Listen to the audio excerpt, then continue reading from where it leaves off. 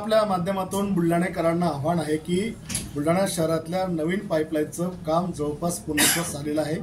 1 तारखेपासून बुलढाणा शहरातल्या 5 झोनपैकी 4 झोनची टेस्टिंग सुरू होणार आहे।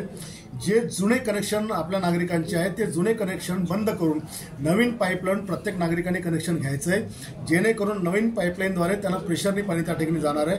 आणि आजपासून म्हणजे 3 महिन्यांनी 31 मार्चच्या जवळपास आपण दररोज बुलढाण्याच्या लोकांना पाणी या ठिकाणी देणार आहोत, जे पाणी भविष्यामध्ये कधीही बंद पडणार नाही।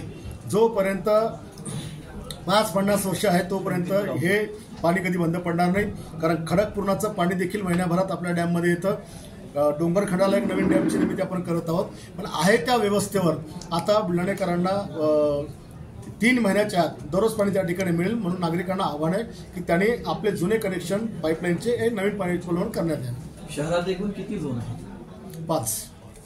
त्यापैकी कोणते 4 झोनवर टेस्टिंग होणार आहे? 5 झोनपैकी एक तुमचा मुस्लिम एरियातलं टेस्टिंग बाकी आहे, कारण तिकडे काम करायला खूप अवघड जात आहे, अतिक्रमण आहे, लोक ऐकत नाही। त्याच्यामुळे हे 4 झोनचं टेस्टिंग 1 तारखेपासून स्टार्ट होणार आणि महिन्याभरात ते पण होईल।